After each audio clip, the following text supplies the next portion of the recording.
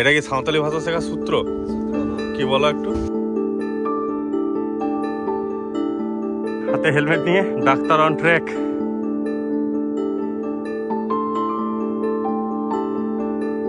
Hello everyone, welcome to the channel, welcome to new video. আশা করি সবাই ভালো আছেন। Good morning from Ghatshila. আজকে আমাদের জার্নি শুরু হচ্ছে টুয়ার্ডস বেলপাহাড়ি। সকাল সকাল উঠে রেডি হয়ে গেছি, এখন মোটামুটি 7:30 বাজে। এরপর জাস্ট লাগেজটা বাঁধবো এবং এখান থেকে বেরিয়ে যাব। তো চলো, দেখা হচ্ছে ডাইরেক্ট গোপ্রো মোডে। তো চলো, এখন বেরোচ্ছি আমাদের রিসর্ট রাতমোহনা ইন থেকে। গুগল ম্যাপ বলছে 1 ঘন্টা ওই 17-18 মিনিট মতন লাগবে। আর কিছুক্ষণ পরেই আমরা হাইওয়ে উঠতে চলেছি। সেখান থেকে আমাদের যেতে হবে ডান দিকে। সকাল সকাল ওয়েদার এত ভালো, বেশ ঠান্ডা ঠান্ডা রয়েছে, হালকা মজা লাগছে রাইড করে। সামনে জাস্ট রোডটা দেখো, অসাধারণ স্ট্রিট, পুরো একদম হাইওয়ে।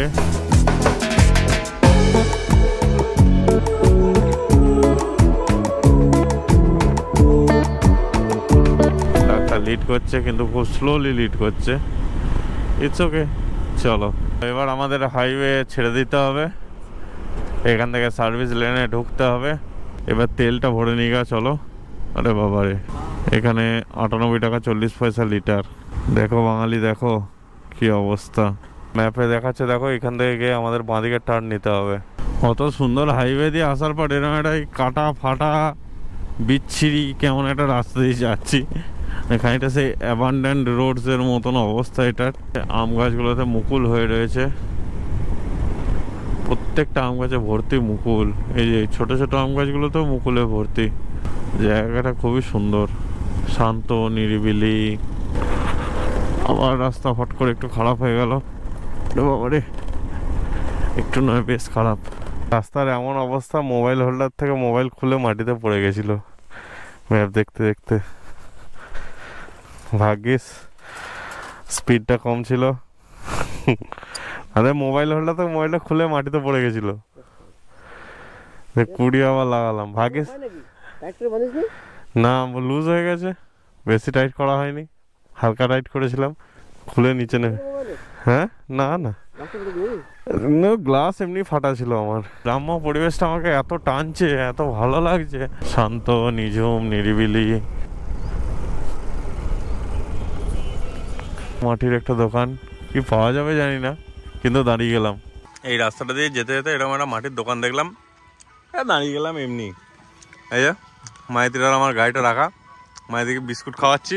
আর সত্যি কথা বলতে এত ভালো লাগলো এই যে গ্রামটা পেরিয়ে এলাম। না না, কি বেচছো কাকা?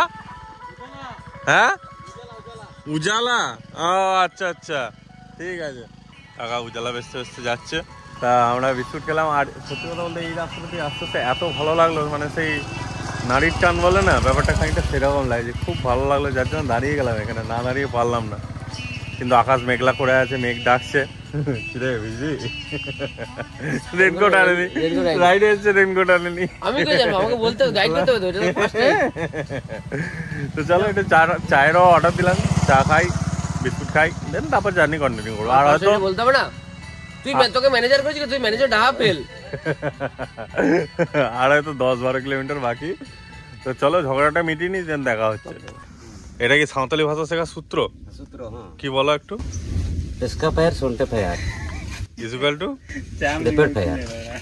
আচ্ছা, ঠিক আছে। এটা শিখলে মোটামুটি বুঝতে পারা যাবে নাকি? চলো, চাও চলে এসছে। তা করতে করতে আর মেঘ ডাকতে শুরু করে, সূত্রটা মুখস্থ করে নিবি। চলো, এখানে চা ফা খেয়ে একটু সাঁওতালি ভাষা শিখে এদের সঙ্গে একটু আড্ডা ফাড্ডা মেরে এবার বেরোচ্ছি। আর 14 কিলোমিটার রাস্তা বাকি। ম্যাপ বলছে এখনো 28 মিনিট লাগবে। টাইম হচ্ছে 9:15। যেখানে যাই সেখানকার লোকজনের সঙ্গে মিশতে, সেখানকার ভাষা শিখতে, সেখানকার কমিউনিটি, সেখানকার কালচার, এগুলোকে জানতে বেশ ভালো লাগে। এটাই তো আসল এক্সপ্লোরেশন। এই যে উজালা কাকা তখন দেখা হয়েছিল। হ্যাঁ, কি সুন্দর একটা গন্ধ বাতাসে, বকুলেরই গন্ধ। মাইতি একটু আগে বললো আমের বকুলের গন্ধ। বৃষ্টিটা কিন্তু আস্তে আস্তে বেশ ভালোই বাড়ছে, মানে এদিকে রাস্তাঘাট অলরেডি ভিজে রয়েছে। এই তো গরুর গাড়ি, কোমর পাড়ার গরুর গাড়ি বোঝাই করা গলছি হাঁড়ি, পুরো যেন শৈশবটাকে ফিরিয়ে দিচ্ছে এই রোড ট্রিপটা। লোকাল রোড ছেড়ে স্টেট হাইওয়ে নাম্বার 5-এ উঠতে চলেছি। এখান থেকে ডান দিকে যাব ঝাড়গ্রাম বেলপাহাড়ি, এইটাই বেলপাহাড়ি, বাঁশপাহাড়ি বাঁ দিকে, ঝাড়গ্রাম ডান দিকে। এখন বেলপাহাড়ি পৌঁছে গেছি, এবার জাস্ট বেলপাহাড়ি গেস্ট হাউসে ঢোকার পালা। এই তো বেলপাহাড়ি গেস্ট হাউস, এসে পৌঁছে গেছি বেলপাহাড়ি গেস্ট হাউস। কপাল এতই খারাপ, বৃষ্টির জন্য আটকে গেছি রুমে। এই যে ডাক্তার বেচারা ল্যাদ খেয়ে গেছে। কিরে রেনকোট নিয়ে আসেনি? হ্যাঁ রাইড এসছে, রেনকোট আনেনি। কিচ্ছু করার নেই, এখন রুমে ব্রেকফাস্ট আনতে বলেছি, চা আনতে বলেছি, আনতে গেছে।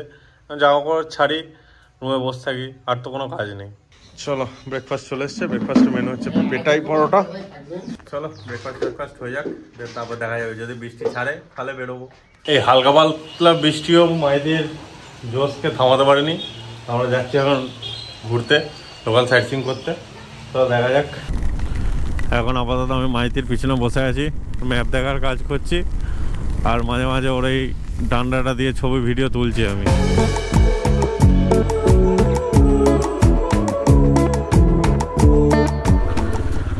চলো আমরা এসে পৌঁছে গেছি খাঁদারানী লেক, খান্ডারানী, যাই হোক কিছু একটা রানী।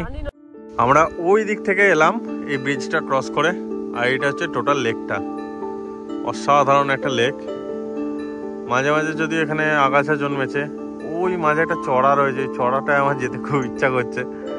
খুব বড় সুন্দর একটা লেক, আহা, তার মধ্যে হালকা হালকা বৃষ্টি পড়ছে, একটা অপরূপ সুন্দর জায়গা। ওই দূরে কিছু মানুষজন রয়েছে, একটু আগে ওইখানটা দিয়ে কিছু গরু ছাগল চড়ে যাচ্ছিল। খণ্ডরানী লেকে খানিকক্ষণ সময় কাটানোর পর আমরা রওনা দিলাম গড়রাসিনী পাহাড়ের উদ্দেশ্যে। অচেনা আঁকাবাঁকা পাহাড়ি পথের ভেতর দিয়ে যাচ্ছিলাম। সেখানে যে একটা এত বড় সারপ্রাইজ আমাদের জন্য অপেক্ষা করছে, এটা কিন্তু আমরা কোনোদিন ভাবতেই পারিনি। তো চলো কি সেই সারপ্রাইজ দেখে নাও।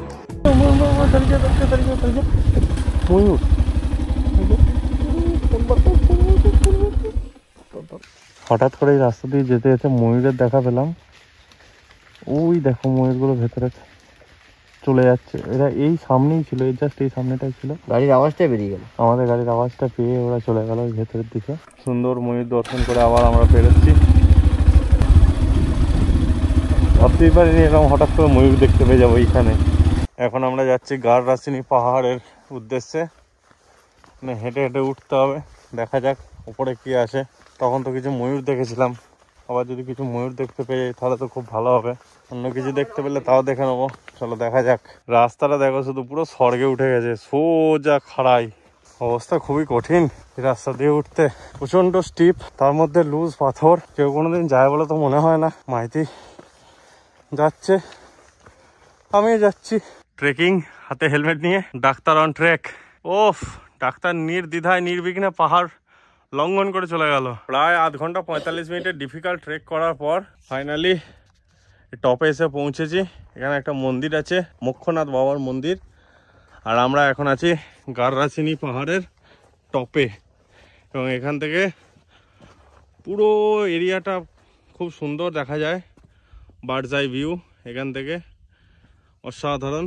সত্যি কথা বলতে এখানে উঠে আসতে খুবই কষ্ট হয়েছে, কোনো ইকুইপমেন্ট ছাড়া, কিচ্ছু ছাড়া, শুধু হাতে হেলমেট নিয়ে আমরা হেঁটে হেঁটে এত দূর উঠে চলে এলাম। আমি উঠতেছি না, কোথায় হাল মেনে গেছিলি? ও আচ্ছা আচ্ছা, জায়গাটা সত্যি খুব সুন্দর জায়গা, অসাধারণ।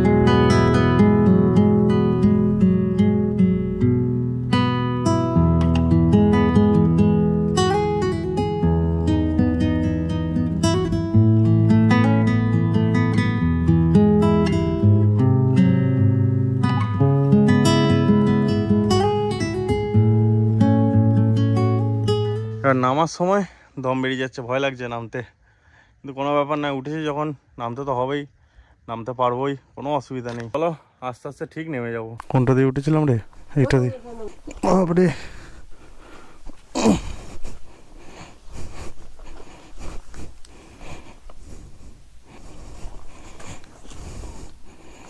আয় আয় আস্তে।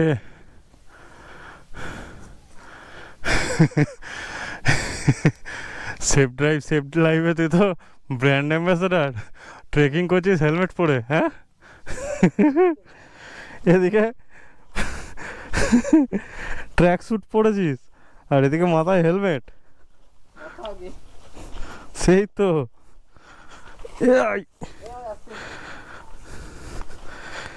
এই দিকটা দিয়ে নামি, এদিকটা একটু বেশি হরকাচ্ছে। বাপরে, হ্যাঁ না না মুন্ডুটা ঠুকে গেল, ভাগ্যিস হেলমেটটা পরেছিলাম। হ্যাঁ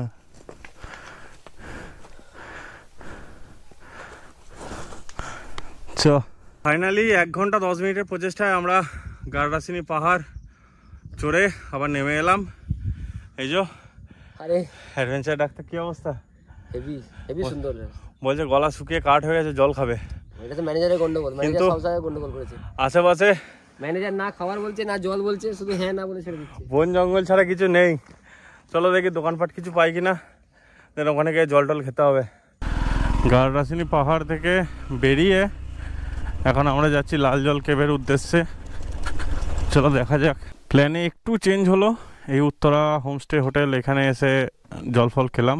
দেন এখানে দেখলাম একটা ম্যাপ করা রয়েছে, তো আমরা এখন এখান থেকে যাব ওই কানেক্টিং রোডটা দিয়ে গিয়ে রঙিন পাহাড়, সাদা পাহাড়, ধাঙ্গিকুসুম, এই জায়গাগুলো ঘুরে আসবো। তো চলো গাড়ি ইউটার্ন নিয়ে আমাদের পিছন দিকে যেতে হবে। Let's go. এই ম্যাপটার ছবি আমি স্ক্রিনে শেয়ার করে দেবো, তো চাইলে তোমরা সেই অনুযায়ী প্ল্যান করতে পারো। চলো যাওয়া যাক। তো এই কানেক্টিং রোডটা ধরেই আমরা চলেছি এখন। আর রেনকোটটা খুলে এখানে ঝুলিয়ে নিয়েছি, বিচ্ছিরি গরম লাগছিল, মানে মনে হচ্ছে সেই সেদ্ধ হয়ে যাচ্ছি, এত ঘামছিলাম ভেতরে। বাইকে ঘুরতে আসার এই একটা অদ্ভুত মজা, মানে একদম অলি গলি লোকাল গ্রাম্য রাস্তা দিয়ে লোকাল মানুষের মতন করে ঘোরা যায়। এই অ্যাডভেঞ্চারটার কিন্তু কোনো তুলনা হবে না। কাছে পাবো ওগো তোমার নিমন্ত্রণ। সত্যি কথা বলতে কোনো স্পটে যাওয়ার দরকার নেই, এই জার্নিটাতেই মন ভরে যাচ্ছে আমার। আমরা এখন ধাঙ্গিকুসুমের রাস্তায় আছি। রাস্তাটা দেখে তো মনে হচ্ছে এই রিসেন্ট বানিয়েছে, একদম নতুন রাস্তা। এখান থেকে আর বেশি দূর নয়, 2-3 কিলোমিটার ধাঙ্গিকুসুম। ওখানে একটা ফলস আছে, সেটা দেখবো, ধাঙ্গিকুসুমটা ঘুরবো, দিয়ে আবার ফেরত যাব। এইখান দিয়েই ঢুকতে হবে ধাঙ্গিকুসুম ফলস বা হুদুদ ফলস। দেখা যাক কতটা গাড়ি নিয়ে যেতে দেয়। নাম্বার লিখতে হবে দাদা? গাড়ির নম্বরটা বলে দে। চলো, তোমরা গাড়ি নিয়ে এলে কিন্তু এখানে নাম, গাড়ির নাম্বার, ফোন নাম্বার নোট করিয়ে তারপরে যেতে হবে। চলো, এই হচ্ছে ধাঙ্গিকুসুমের এন্ট্রান্স। গাড়ি রেখে দিয়ে এখন হেঁটে হেঁটে যাচ্ছি ধাঙ্গিকুসুম ফলসের দিকে। আগে এখানে অনেক দোকানপাট ছিল, এখন সবই বন্ধ, তো খানিকটা নামতে হবে মনে হচ্ছে। শিব মন্দিরের কাছে এসে পৌঁছে গেছি। এখানে বেঞ্চ করা আছে, সুন্দর বেঞ্চে বসে একটু রিল্যাক্স করছি। ওইদিকে ঝর্ণার জল ফল নাকি কিছুই নেই। তো মাইতি গেছে, দেখা যাক মাইতি এক্সপ্লোর করে আসুক। আমি আলা হয়ে গেছি, আমি একটু রেস্ট করে নিই ততক্ষণ।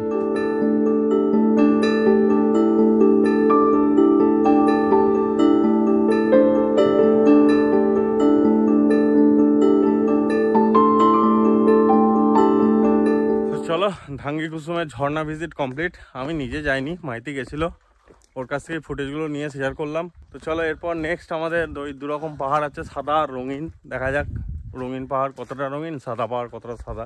এবার বেরোচ্ছি ধাঙ্গিকুসুম থেকে টুয়ার্ডস সাদা পাহাড় অ্যান্ড রঙিন পাহাড়। চলো, এদিকে যাচ্ছে হচ্ছে রঙিন পাহাড়।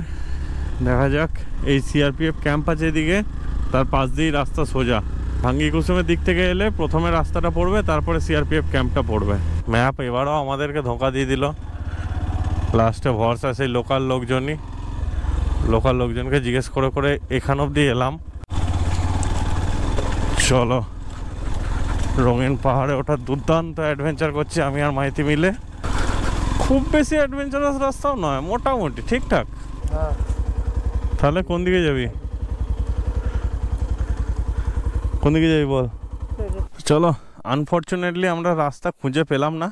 আপাতত রঙিন পাহাড়ের আশা ছেড়ে আমরা আমাদের সাদা কালো জীবনে ফিরে যাচ্ছি। এইখানে না রাস্তায় কোনো সাইন দেওয়া আছে, না কোনো মার্ক দেওয়া আছে, না কোনো লোকজন আছে, না নেট কাজ করছে, কিচ্ছু নেই। আর যে রাস্তাগুলো যাচ্ছি প্রত্যেকটা রাস্তাকে দুভাগ করে ভাগ হয়ে যাচ্ছে, তো এইভাবে তো খুঁজে পাওয়া সম্ভব নয়। তাই শেষ পর্যন্ত হাল ছেড়ে আমরা বেহাল হয়ে ফিরে যাচ্ছি। মাইতি চালাচ্ছে, আমি পিছনে বসে আছি। এবার আমরা যাচ্ছি হোমস্টের উদ্দেশ্যে। দেখা হচ্ছে লাঞ্চ টেবিলে।